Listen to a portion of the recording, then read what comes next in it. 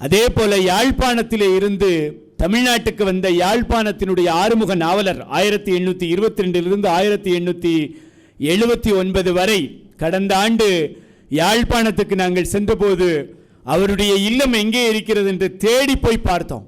யாழ்ப்பாணத்தில் 2 நாள் நான் இருந்தேன். அங்கே திருநெல்வேலி என்கிற இடம் இருக்கிறது. ஆறுமுக நாவலர் இல்லை என்று சொன்னால் சைவ வினாவிடை என்கிற நூல் கிடையாது.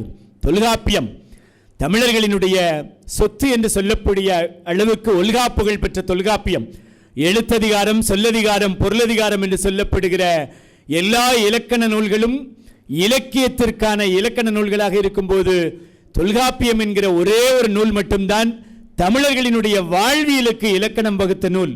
அந்த நூல் அதே போன்று நன்னூல் இதற்கெல்லாம் உரை வழங்கிய ஆறுமுக நாவலர் நம்முடைய முத்தமிழிலே 3வது தமிழாக இருக்கக்கூடிய நாடகத்தமிழ் 1866 1931 வரை வாழ்ந்த சங்கரதாஸ் சுவாமிகள் இல்லை என்று சொன்னால் செந்தமிழ் பாடல்கள் நமக்கு கிடைத்திருக்காது.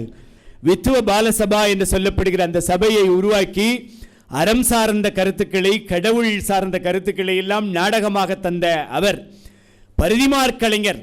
தமிழ் இயக்கத்தில் இன்றைக்கு நாம் பார்த்து கொண்டிருக்கின்றோமே, தூய தமிழிலே எழுதுவது, தூய தமிழிலே பேசுவது என்று சொல்லப்படுகிற சூரிய நாராயண சாஸ்திரியார் என்கிற தன்னுடைய பெயரை பரிதிமாற் கலைஞர் என்று வைத்துக்கொண்டு ரூபவதி, கலாவதி, மதிவாணன் போன்ற நூல்களை எல்லாம் எழுதி ஜெயங்கொண்டாருடைய கலிங்கத்து பரணிக்கு உரை எழுதிய பரிதிமாற் கலைஞர்